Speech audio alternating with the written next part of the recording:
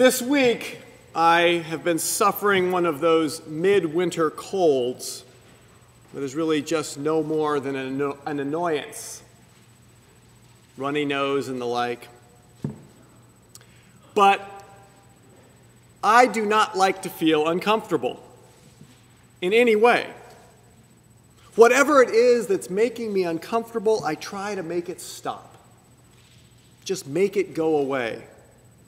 Whether it's grabbing the closest nasal decongestant or distancing myself from somebody on the subway who's making too much noise or smells bad, or simply smashing a mosquito that just stopped by for a snack. The things that bug us come in so many different flavors and forms. We can each name our own pet peeves. I remember my best friend's father. His particular pet peeve was anybody who licked their fingers. God forbid should we ever go out for chicken wings with him.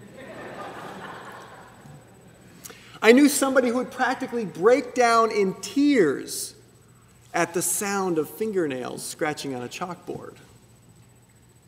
Even if we don't know a particular piece of music, we can hear that note that's played not quite right. We have a keen sense for understanding these things that make us uncomfortable, but we don't know always just how to react to this discomfort. So now, in an uncomfortable segue, I'm going to talk about the God of love and hope and joy that we so often speak of. But what I will contend is that this God that we know and this God that loves us is also a God that probably makes us more uncomfortable than many other things in our lives. There's a reason people say don't talk about politics and religion. It's a sensitive subject. More than the discomfort that our understanding or our lack thereof about God is how we react to our sense of God in our lives. In this season of Lent, we're called to be uncomfortable. Not just so we are annoyed, but so we stretch. So we stretch our understanding of God, so we stretch our knowledge of God, so we stretch our love of God. And it ain't easy. The stories of the saints are stories that are filled with a certain level of discomfort. Not because we have to suffer to be a saint, but rather that it's uncomfortable being pushed by God. It's uncomfortable being pushed by anyone or anything. We don't like getting pushed out of our established comfort zones.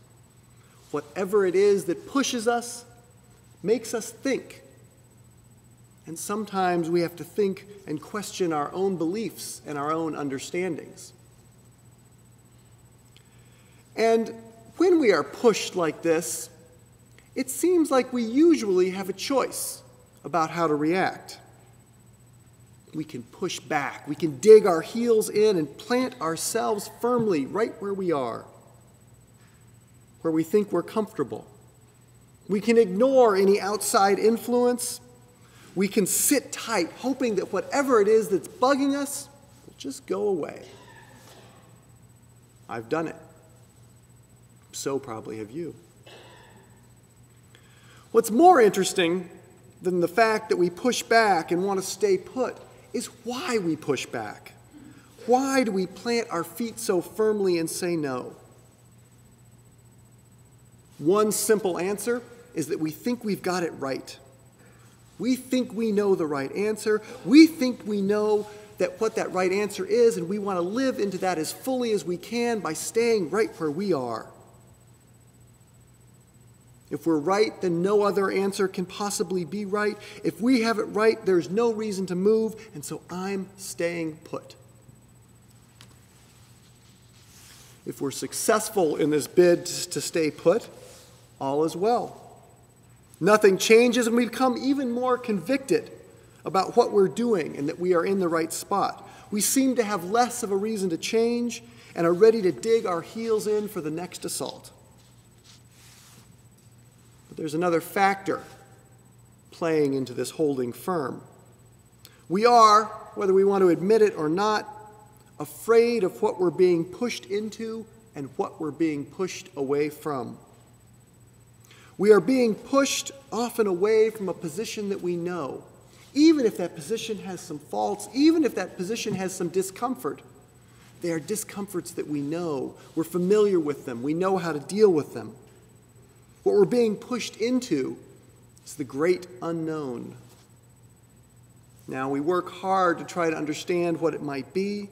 We struggle to see if we can put a definition on it. And sometimes we're a bit more willing to go if we think we know what the change will be and what it will mean for us.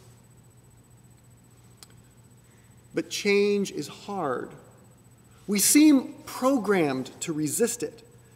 We live sometimes in this incarceration of fear, trapped by the unknowns, feeling that what we know must be safer than what we don't know. In this same way, we get comfortable with the God that we know. We get comfortable with the familiar phrases. We get comfortable with where we go to church. We get comfortable with how we talk to God. We get comfortable with how we hear God, to the point that we sometimes don't hear that well. We make it difficult for ourselves to be pushed where the Spirit leads us.